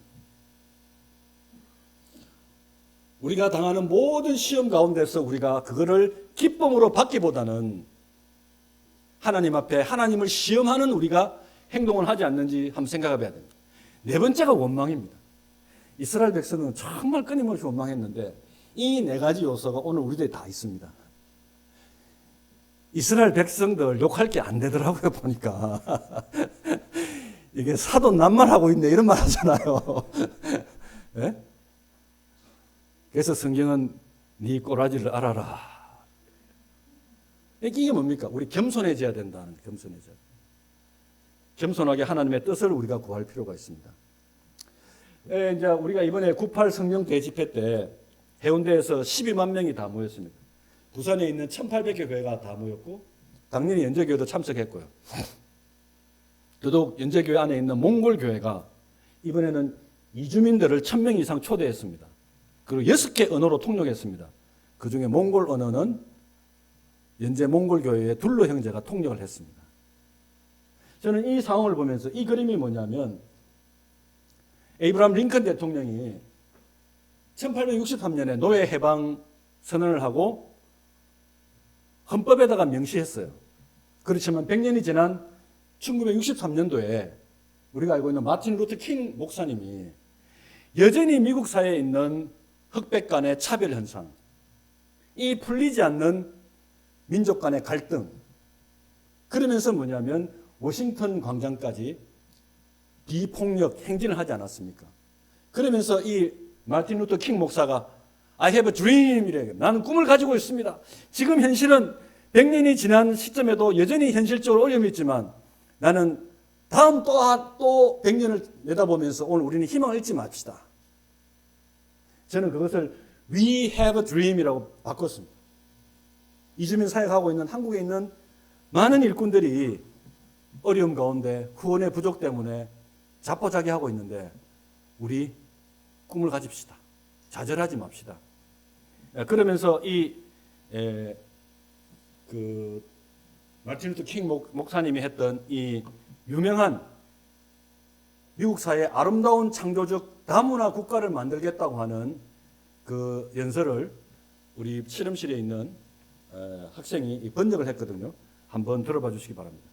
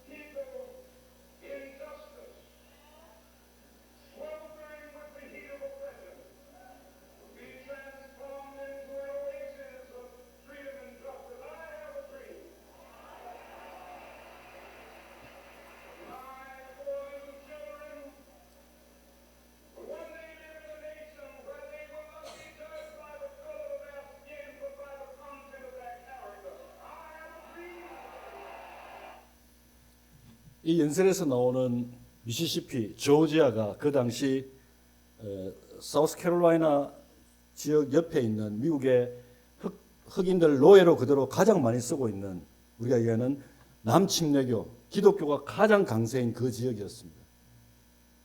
어떻게 보면 이 연설 가운데 기독교적인 문화가 제일 강한 그 속에 여전히 흑백 간의 갈등, 차별이 더 심하지만, 그렇지만 자기는 꿈을 잃지 않고 하나님 앞에 꿈을 가진다고 하는 이야기.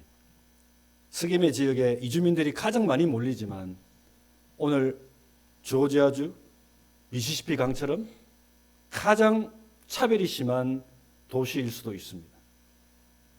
그 속에 하나님의 부름을 받은 새로운 성도들과 교회가, 하나님이 꿈꾸는 아름다운 다문화 공동체 사회, 그것을 위해서 우리가 한번 교회가 이를, 그 부름을 우리가 순종해야 될 때가 아닌가, 이런 생각을 해봅니다. 함께 기도하겠습니다. 아버지 하나님, 감사드립니다. 주님께서 저희들에게 허락하신 이 복음의 놀라운 은혜, 축복, 그리고 그 가운데 살아가는 우리의 삶, 마치 공기를 매일 마시지만 그 공기의 은혜를 우리가 잊고 살듯이, 우리가 하나님의 은혜와 복음의 놀라운 축복을 받으면서도 우리가 그 은혜를 잊고 살아가는 것은 아닌지 생각해 보게 됩니다. 오늘 여기에 참석한 우리의 어린 중고등학생들, 그리고 청년들, 우리의 자녀들이 하나님의 이 크신 은혜를 잊지 아니하고 자신의 생애를 하나님 나라를 위해서 드리고, 또한 먼저 된 우리 부모 세대인 저희들이 계속해서 성실하게 주님의 그와 같은 시대적 변환에 우리의 고정관념을 깨고 우리의 몸을 쳐 부수어서 그와 같은 하나님의 전환 앞에 우리 또한 기쁨으로 순종할 수 있도록 허락하여 주옵소서. 예수님의 이름으로 기도합나이다. 아멘. 네, 감사합니다.